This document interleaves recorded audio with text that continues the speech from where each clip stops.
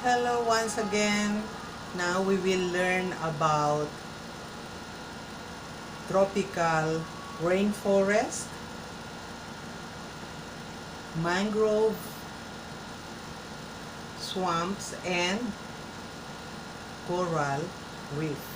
There are lots of things around us, from animals to plants, oceans to forest. And these things are categorized into living thing and non-living thing. All the things interact in an environment they are subjected to, such as rainforest, mangrove swamps, and coral reefs.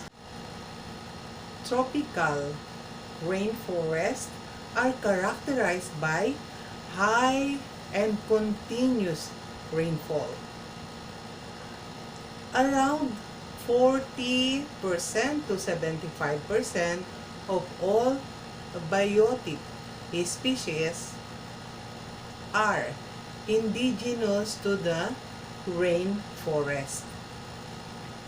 Rainforests are home to all the living animals and plant species on the planet. You can see high-rise trees, various animals, and insects and plants. Now, coral reefs is an underwater ecosystem characterized by reef-building corals. Most corals are built from stony corals whose polyps cluster in groups. Marine animals find refuge in many coral reefs around the world. Mangrove swamps are coastal wetlands found in tropical and subtropical regions. They are characterized by salt-loving trees, shrubs, and other plants growing in brackish or tidal waters. These wetlands are found in estuaries.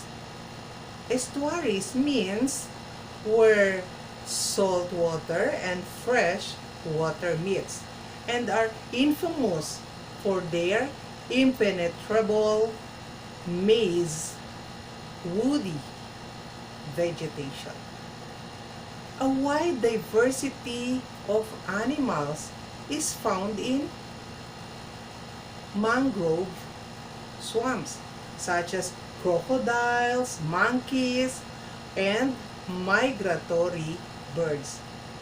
This ecosystem is also habitat to different animals like crabs, fish that can live both in fresh water and sea water.